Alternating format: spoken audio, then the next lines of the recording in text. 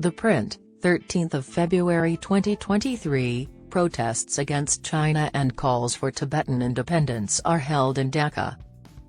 The Bhramaputra dams being built to control Bangladesh through access to water are the most significant danger from China. Protests against Beijing have been taking place in Dhaka, where the question of Tibetan independence from China has been brought up. The demonstrators also urge the international community to pressure China to recognize Tibet's independence. In front of the National Museum in Shahbag, Dhaka, a rally for unity was conducted, and a human chain was organized under the direction of Muktijoddha Mancha. The protesters waved banners that said, "China fails human rights. Tibet is not part of China. Free Tibet China Out," and numerous other statements. Tibetans observe February 13 as Independence Day because it was on this date in 1913 that the 13th Dalai Lama issued the Proclamation of Independence, which proclaimed Tibetan independence.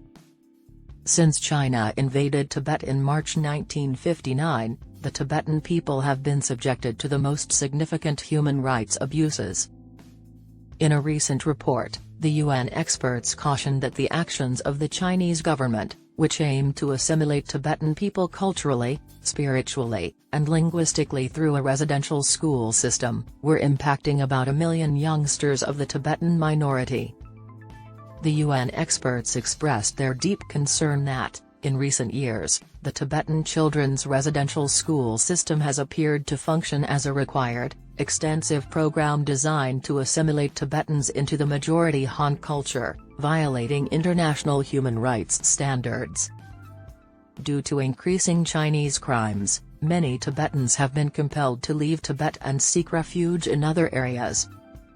To get justice for them, they are calling for the UN and the rest of the world community to act quickly.